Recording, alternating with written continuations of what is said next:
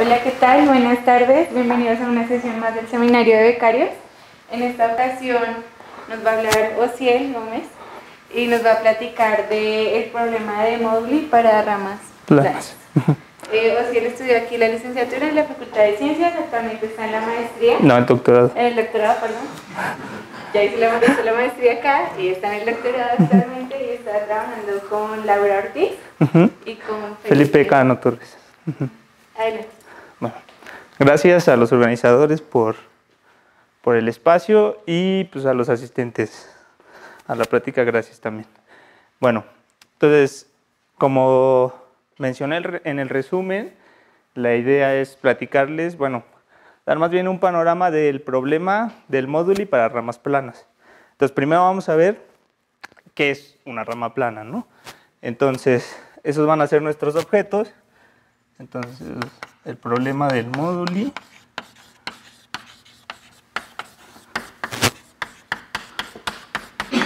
de ramas planas.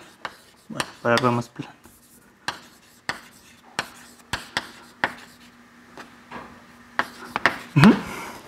Entonces, nuestros objetos van a ser curvas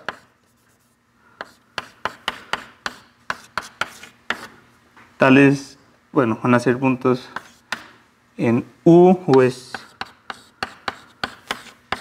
un abierto de C2 que contiene el origen, y entonces nuestras curvas van a ser puntos que satisfacen f de x y igual a 0, donde f es una serie convergente en U. Pero además f del 0 va a ser 0 y f irreducible. Y bueno, en este caso ya tengo de gratis que es reducida, ¿no? O sea, lo que me refiero con reducida es que cuando yo tomo un elemento aquí, lo puedo descomponer en productos irreducibles a ciertas potencias. Entonces, en este caso, como estoy pidiendo que sea reducible, pues solo tengo la ecuación dada por una, o sea, la curva dada por una sola ecuación. Entonces, ¿qué es el problema del Moduli? Entonces voy a definir, esto para mí es una rama, ¿no? Entonces, la definición, entonces, sean C y D ramas. Entonces, decimos que C es topológicamente equivalente a D, o son X singulares si y solo si existe un germen de homomorfismo de C2 en C2, que me manda una curva en la otra, ¿ok? Eso es la definición de que sean X singulares, ¿ok? Entonces lo que voy a hacer es, denotamos por LDC al conjunto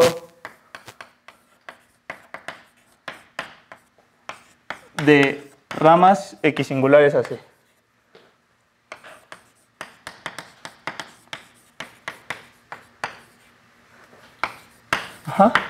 O sea, LC es la clase de X singularidad de mi curva C. Entonces, bueno, yo puedo definir, o sea, ya dije que es que dos curvas sean topológicamente equivalentes. Puedo tomar una relación un poco más fina. Es decir, puedo decir que dos curvas son analíticamente equivalentes cuando existe un germen de biolomorfismo de C2 en C2 que me manda una curva en otra. Entonces, igual, o sea, C y D son analíticamente equivalentes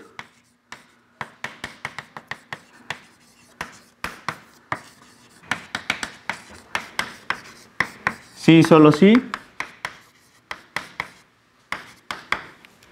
existe un Bueno, existe aquí, perdón, un germen de homeomorfismo.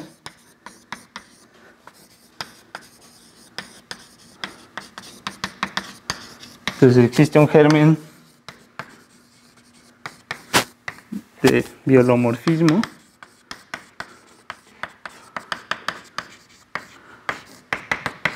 Igual de C2 en C2 que me manda una de mis curvas en la otra. ¿Sí? Y entonces el espacio móduli de C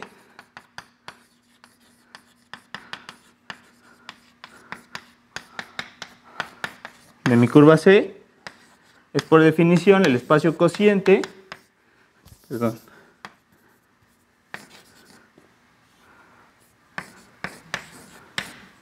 módulo la relación equivalencia analítica, ¿no?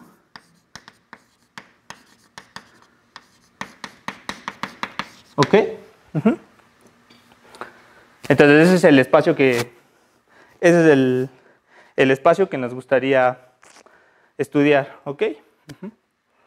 Entonces, primero, para ver cómo es ese espacio, lo que vamos a hacer es primero caracterizar quién es la clase de singularidad de una curva, ¿no? Entonces, lo que vamos a hacer es, vamos a caracterizar la clase de X singularidad, ¿ok? Entonces, pues una definición, o sea, dado que mi curva está dada por una ecuación, bueno, por una serie convergente, yo esta serie la puedo, a ver, antes de dar la definición, o sea, mi serie siempre la puedo escribir de la siguiente manera.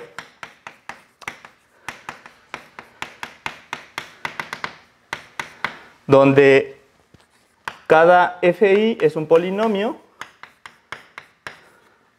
homogéneo de grado i. Lo que hago es, la ecuación que define mi curva está dada por una serie, entonces la serie la escribo de esta manera, donde cada fn es un polinomio homogéneo de grado n, ¿no? Ok, entonces, definición, definimos la multiplicidad, bueno, entonces la multiplicidad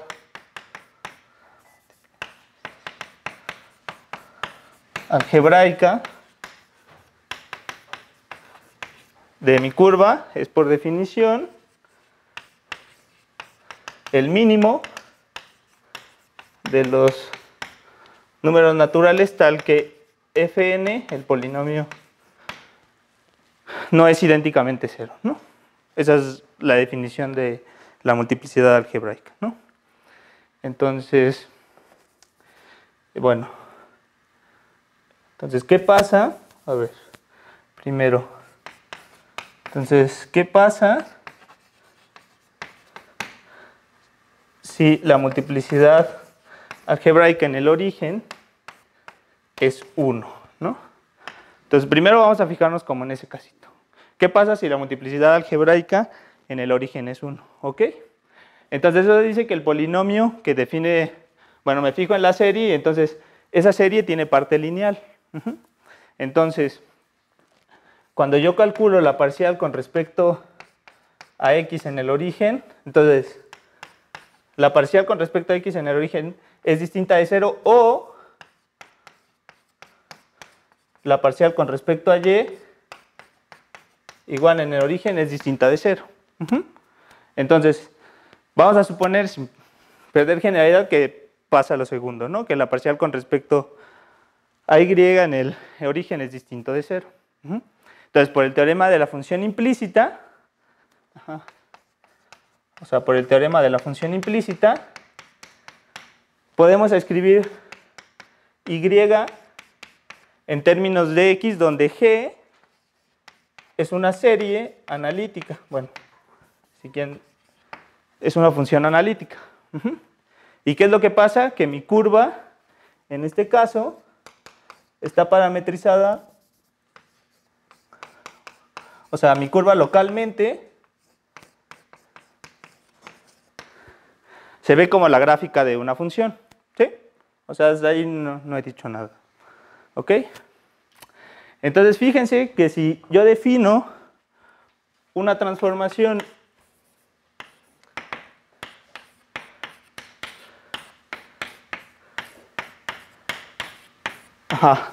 de C20 de una vecindad del origen en C2 en una vecindad del origen en C2 tal que a cada XY lo mando a X y a Y menos G de X. El jacobiano de esta transformación en el origen, pues ¿quién es? Es 1, 0, aquí me va a quedar la parcial con respecto a X y aquí me va a quedar 1.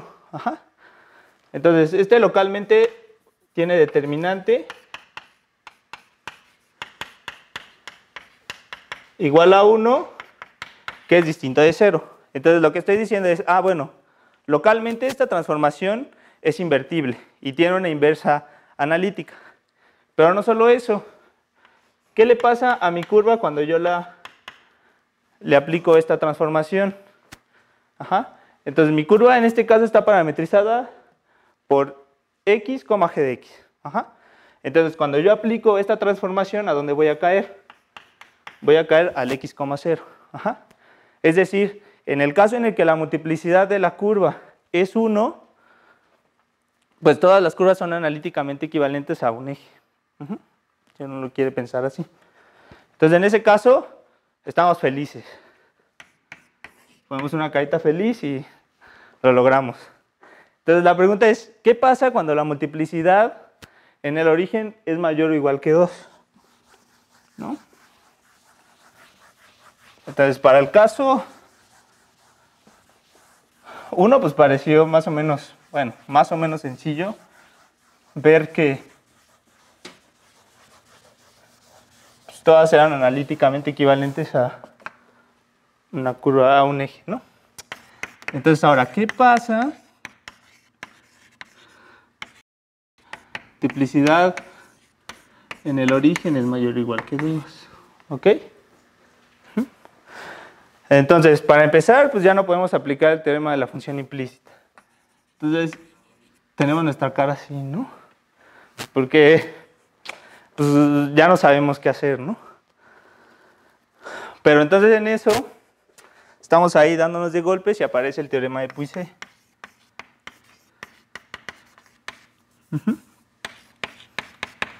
Y entonces lo que dice es que si F es una serie analítica, irreducible,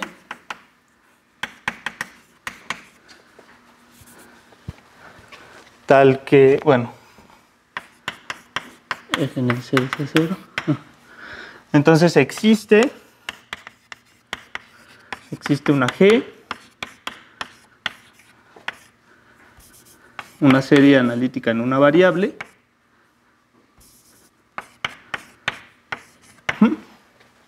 tal que la ecuación f de xy igual a 0 tiene solución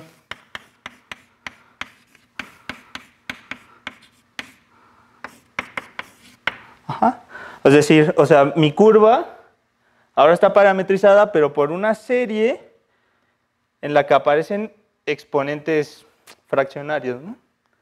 Entonces, como que, bueno, para ponerlo un poquito más decente, hacemos un cambio de variable y tomamos x igual a t a la n. Y entonces, lo que obtenemos es una parametrización de nuestra curva, ¿no? O sea, cada t la mandamos a t, bueno, t a la n, g de t, y ahora g de t ya es una serie analítica en una variable. Obtenemos una parametrización de Puiseux de nuestra curva. Entonces,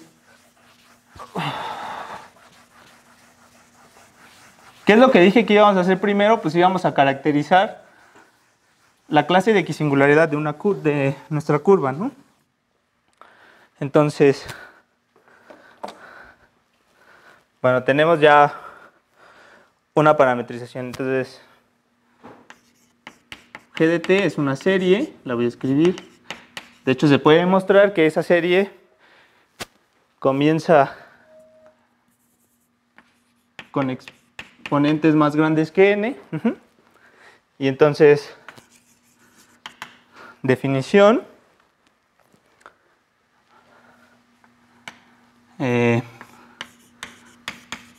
Entonces, la característica de C es por... Bueno, la característica de T es la G más 1 tupla, beta 0, beta 1, beta 2, hasta beta G, donde beta 0 es por definición siempre la multiplicidad de mi curva. ¿Ok? Beta 1 va a ser el mínimo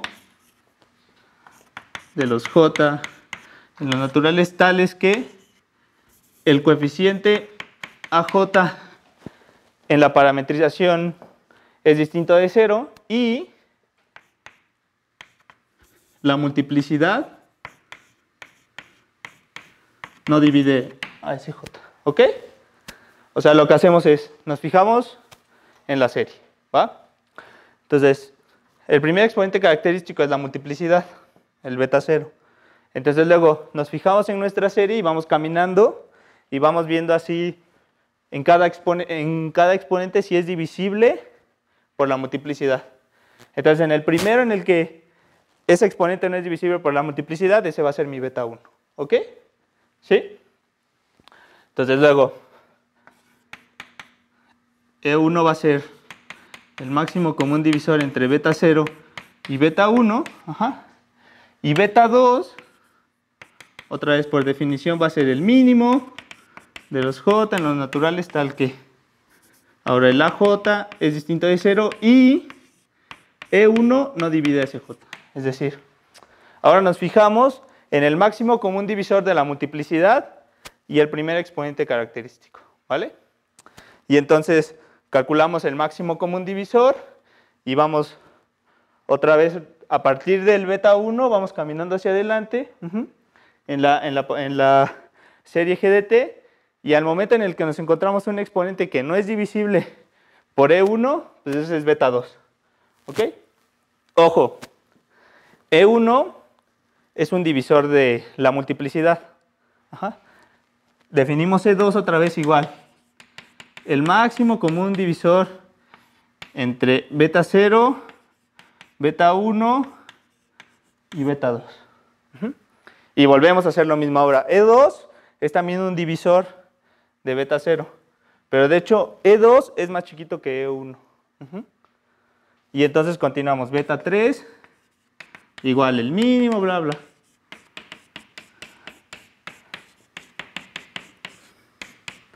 Y E2 no divide ese J. ¿Vale?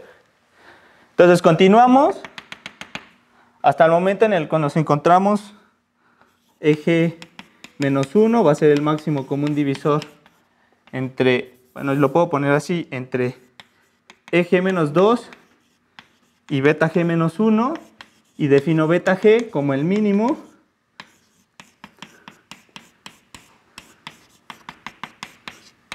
y ese eje menos 1 no divide ese. Y de tal manera que, o sea, voy a parar en el momento en el que obtenga que eje es 1, ¿no? Porque ahí ya no tiene sentido seguir. O sea, si yo me voy ahora siguiendo esta reglita de fijarme en el mínimo, cuando ya obtengo que eje es 1, pues ya voy a dividir a todos los exponentes en la serie, ¿no? Entonces, aquí paro, ¿vale? Entonces, parece un poco, pues no sé, extraño, ¿no? Tú defines beta 0, beta 1, bla, bla, bla, de esta manera, ¿no? Pero ¿qué pintan esos bichos, no?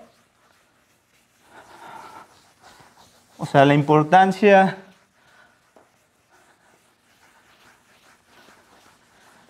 de esos numeritos, pues es realmente un resultado bastante, bueno, al menos para mí, bastante sorprendente. Entonces es un resultado de Oskar Zariski, que dice que C y D son topológicamente equivalentes o equisingulares si y solo si tienen la misma característica.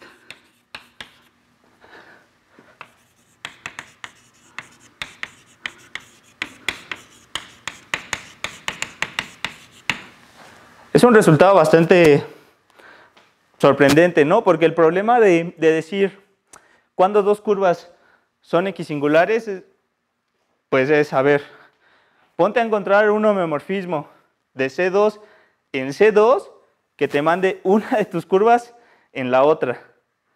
O sea, como que pinta así de, bueno, pues parece como que te vas a tener que pelear mucho. Entonces lo que dice Zariski, no, mira, o sea, sí vas a tener que batallar porque tienes que calcular la serie de Puiseux de cada una de las curvas, de cada una de las ramas. Y luego te tienes que fijar, o sea, la chamba es fijarte en si esos números coinciden o no. O sea, es más o menos sencillo, ¿no? Entonces, bueno, ya que con esto entonces ya caracterizamos quién es la clase de equisingularidad, ¿va? Entonces, ya que nos montamos en las parametrizaciones, pues ya vamos a atacar el problema de decir cuándo dos curvas son analíticamente equivalentes, pues vía sus parametrizaciones, ¿ok?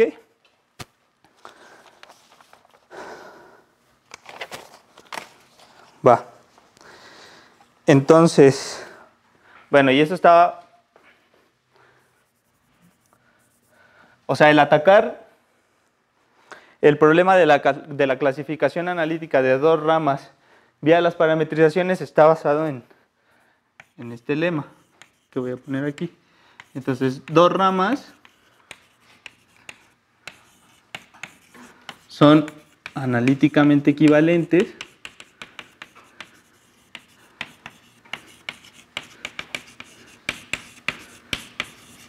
si y solo si, bueno, a ver, entonces esto, bueno, sean C y D ramas, y phi y psi, parametrizaciones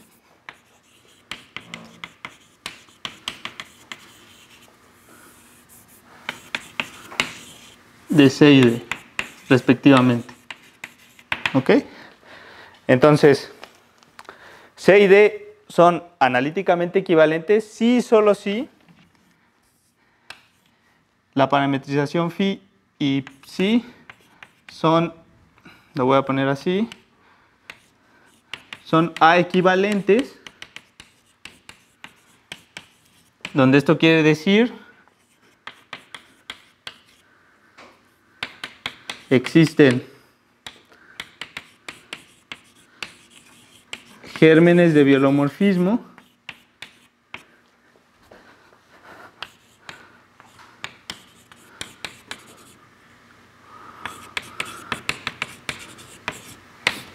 H de C2 en C2 y tau de C0 en C0 tales que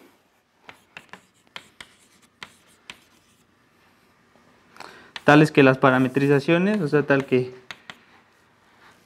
psi es H compuesta con phi compuesto con tau inversa. ¿Ok? O sea, vamos a atacar el problema de clasificación analítica vía las parametrizaciones, ¿no? Y entonces, que es como la manera clásica en la que Zariski comenzó a atacar el problema. Bueno, Zariski y Sherwood-Eby también tienen resultados en este sentido, ¿ok? Y entonces, ¿cómo? Bueno, algo que me falta decir. Entonces, definición. Entonces, el semigrupo de mi curva C es, por definición,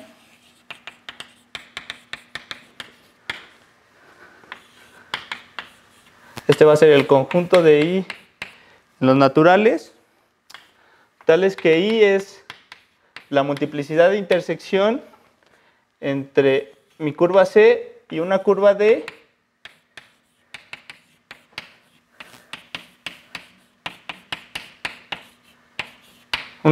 dada por los ceros de una ecuación, de otra curva, ¿no? Entonces, o sea, esto es, toma las ecuaciones, toma las ecuaciones de las curvas y las perturban tantito. Entonces, cuando las perturban, aparecen puntos de intersección entre esas curvas.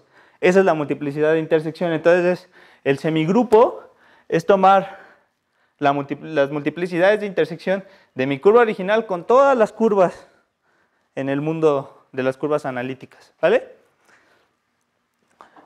Entonces,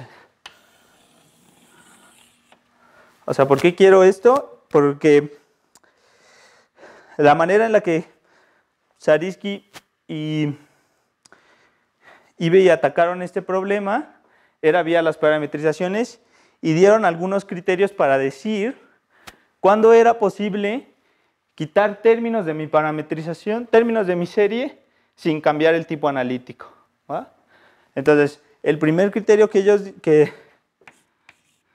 entonces lo voy a poner aquí. Criterios,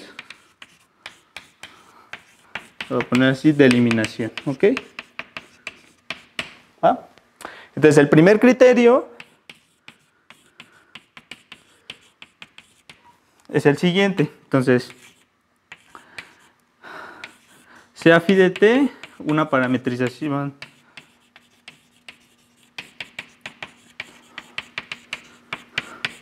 de mi curva C, ¿ok? Voy a tomar un J en los naturales. Bueno, phi de t va a estar dada por t a la n y gt, donde g es la serie. Entonces, tomo un J en los naturales tal que el correspondiente coeficiente en la serie es distinto de 0. Entonces, si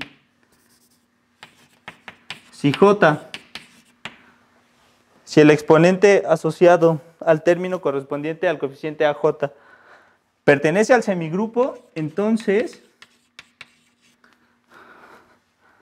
bueno, al semigrupo quitando el primer exponente característico. O sea, si J está en S, entonces phi es A equivalente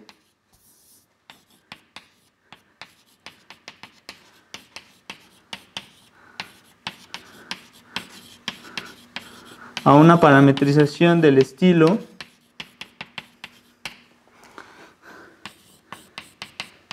phi tilde tau, donde phi tilde está dada por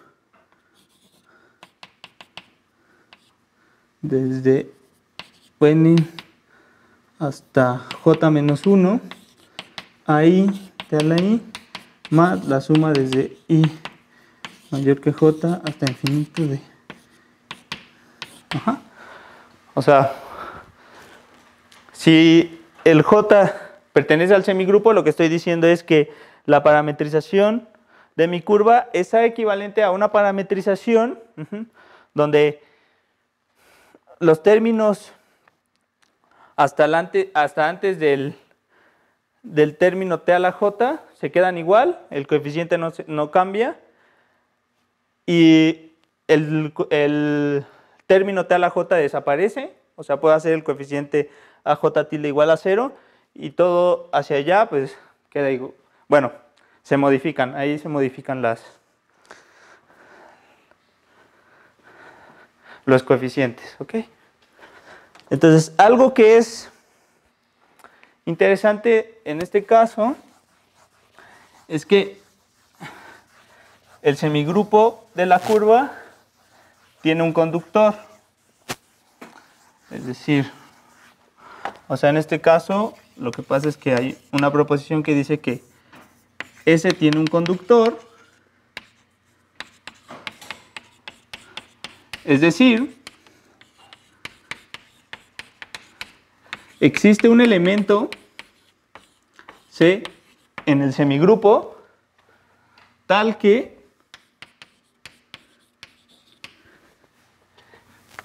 uno. Si ustedes le quitan, o sea, si este elemento C menos 1 no pertenece al semigrupo, o sea, si se mueven uno hacia atrás, ya no están en el semigrupo. Y 2, si Z es un entero positivo, tal que Z es mayor o igual que este elemento C, entonces lo que aseguran es que Z pertenece al semigrupo. Ajá. Es decir, el semigrupo son todas las multiplicidades de intersección de mi curva con las curvas analíticas. Entonces lo que dice esa proposición es que hay un numerito, a partir del cual ya tienen todas las multiplicidades de intersección, y si se mueven uno hacia atrás, ya no están en el semigrupo, ¿vale? Entonces, con esta observación de que existe el semigrupo, de que existe el conductor, perdón, lo que pueden demostrar es que cualquier parametrización es A equivalente a una parametrización donde la serie se vuelve un polinomio en la variable y se vuelve una serie, bueno, se vuelve un polinomio en T, ¿vale?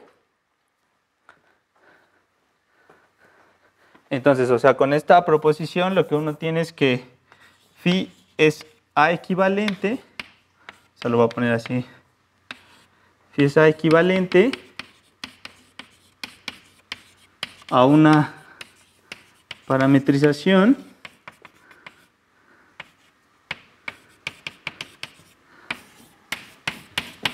dada por T a la n, y aquí obtenemos una serie desde, de hecho, y más grande que el primer exponente característico y más chiquita que ese. ¿Vale? O sea, esta serie se vuelve un polinomio. Entonces ese es el primer criterio. Pues ya es una chambota, ¿no? Porque de tener una serie, ahora tenemos un polinomio. ¿Ok? Ahora, el segundo criterio, lo que dice es que tomen un J, los naturales, tal que J es más grande que el primer exponente característico, y tal que J más la multiplicidad menos el primer exponente característico viven en el generado por el primer exponente característico. O sea, sea un J aquí tal que cumple esto. Entonces, mi parametrización, bueno, phi tilde, lo voy a poner así, es A equivalente a phi doble tilde, donde esta doble tilde está dada por T a la n, la serie beta mayor o igual que U y mayor que beta 1 y más chiquito que j. Los coeficientes asociados no se mueven, son los mismos. El término correspondiente al exponente t a la j desaparece y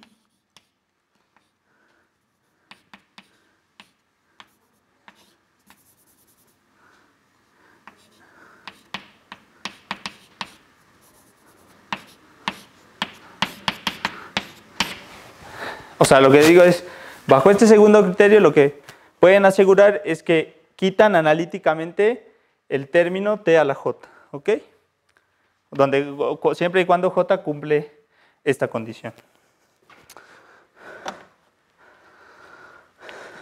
¿Ok?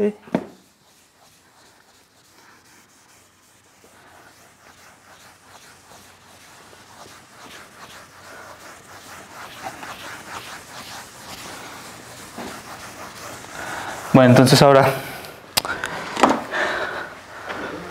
la moraleja es, tenemos nuestra serie, ¿no? Entonces con el primer criterio y la proposición, pues nos quedamos con nuestra serie, ahora es un polinomio. Y entonces con el segundo criterio, pues podemos quitar más términos sin cambiar el tipo analítico, ¿ok? Entonces, ¿qué pasa? Entonces la pregunta es, ¿qué pasa? Entonces hay un tercer criterio, ¿sí?, que tiene que ver con tercer criterio. Entonces sea lambda en los naturales el mínimo de los jotas tales que el respectivo coeficiente es distinto de 0 y este j no satisface ninguno de los primeros dos criterios.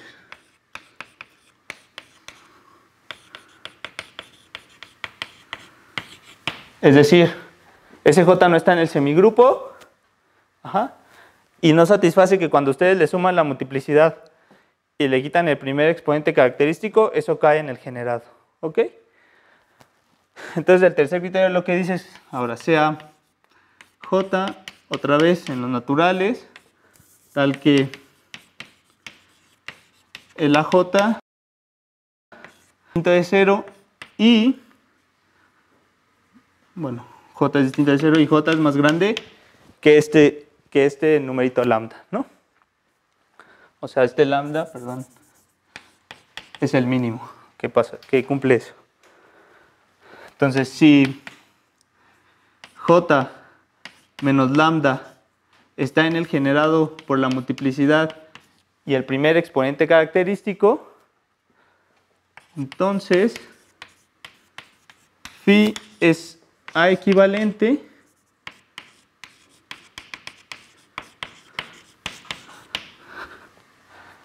a una parametrización igual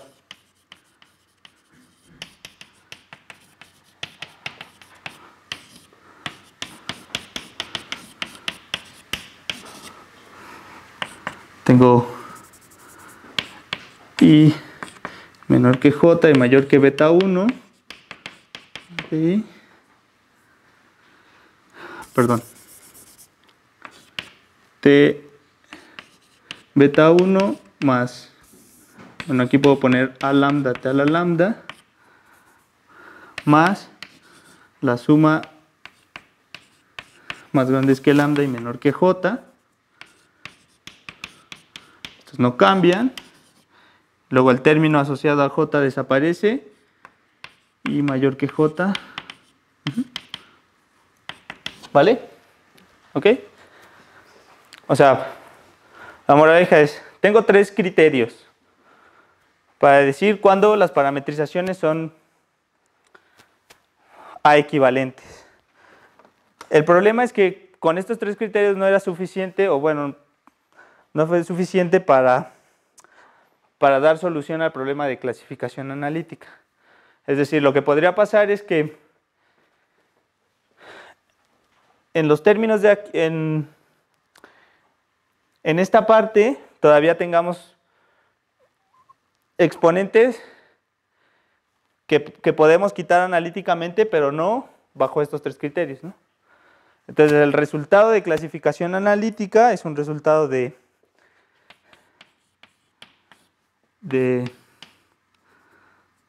bueno, antes de dar el resultado de clasificación analítica, primero vamos a definir un conjuntito. Entonces, vamos a definir lambda.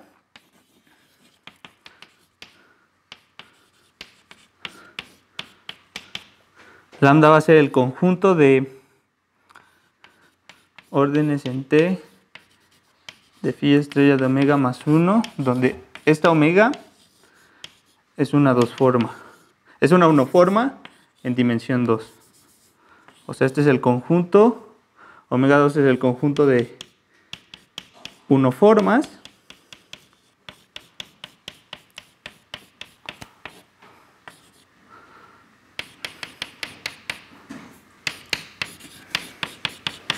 en dimensión 2.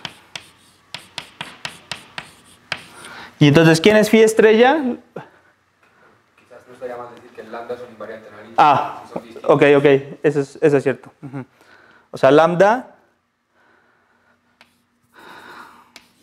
es una observación. Lambda, este lambda es un invariante analítico.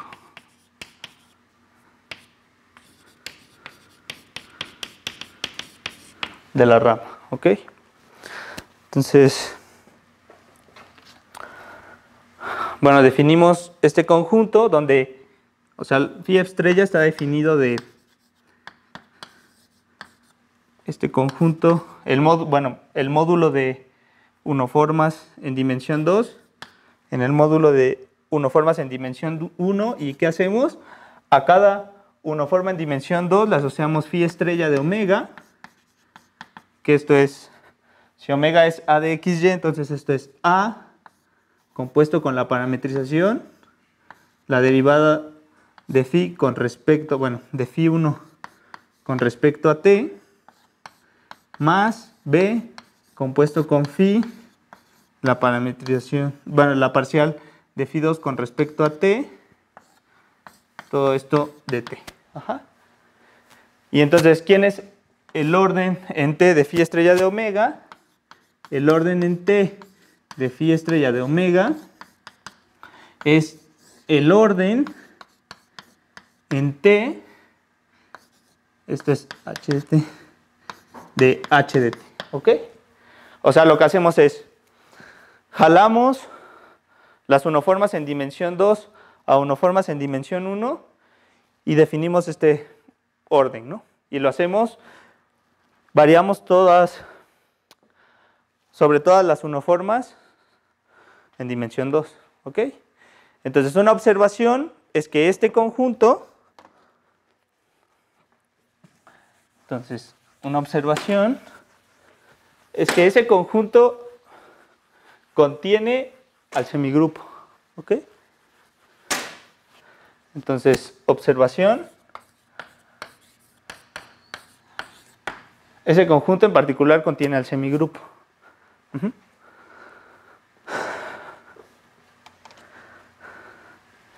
Ahora sí. Y de hecho, como dijo Miguel, o sea, este lambda es un invariante analítico y de hecho este lambda es precisamente el mínimo elemento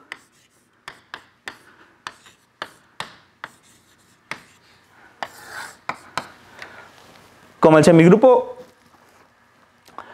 como este conjunto lambda contiene al semigrupo, pues me fijo en el mínimo de los elementos que aparecen en este conjunto que no están en el semigrupo y le quito la multiplicidad de la curva. Ese es precisamente lambda, ¿ok? Entonces, finalmente el resultado de clasificación analítica es un resultado de Abramo Efes y Marcelo Escudeiro Hernández,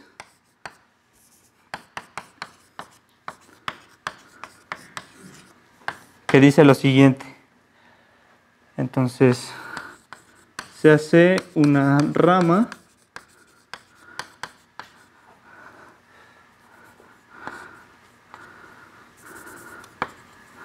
con semigrupo generado por, o sea, el semigrupo es por beta 1, beta 2, y aquí voy a poner beta 2 tilde hasta beta g tilde. O sea, el conjunto, este es el beta 0, beta 1, beta 2 tilde, beta, hasta beta g tilde es el conjunto mínimo de generadores del semigrupo, ¿ok? Entonces, lo que dice es que ISA phi,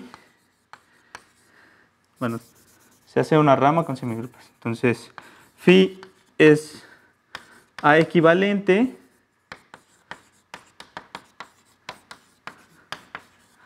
a una parametrización, bueno, es equivalente a la parametrización dada por t beta 0 y beta 1, en el caso en el que el máximo común divisor de estos es 1. Bueno, perdón, es equivalente a una parametrización así, o es A equivalente a una parametrización phi tilde, donde esta está dada por t a la t beta 0, t beta 1 más t a la lambda más la suma de los i's que no están en el conjunto de valores menos la multiplicidad,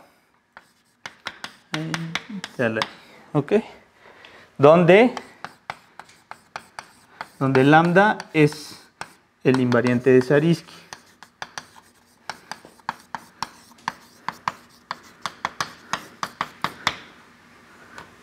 Y de hecho dice más, o sea, ese resultado dice más.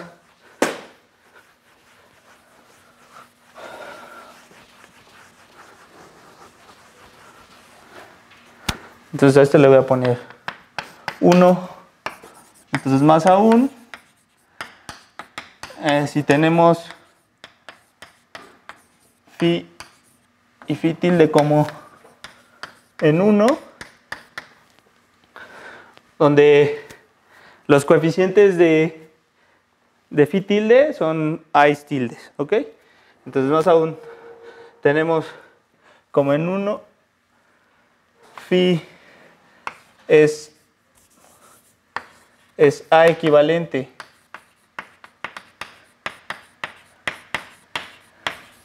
a phi tilde si y solo si existe un R en C estrella tal que R a ver, eso lo tengo que escribir porque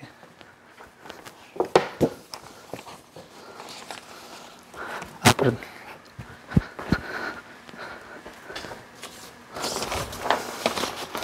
Existe un R en C estrella tal que R a la lambda menos beta 1 es 1 y AI es igual a R a la I menos beta 1 AI tilde.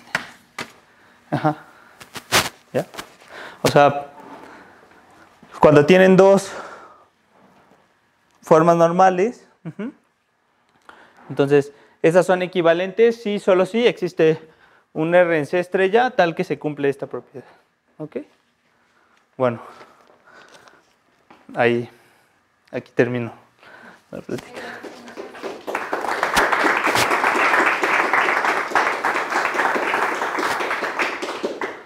¿Tienen alguna pregunta para hacer?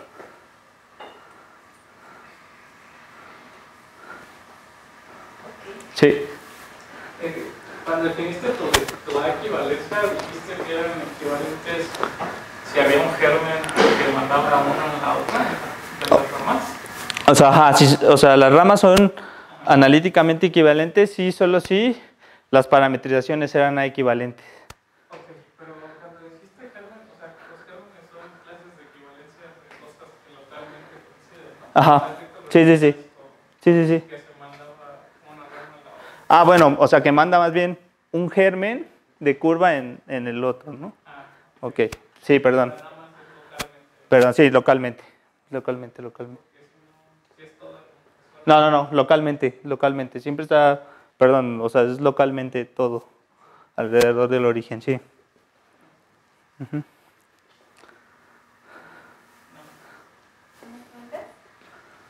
¿Hay más preguntas? Te agradecemos de nuevo, ¿ok? Gracias.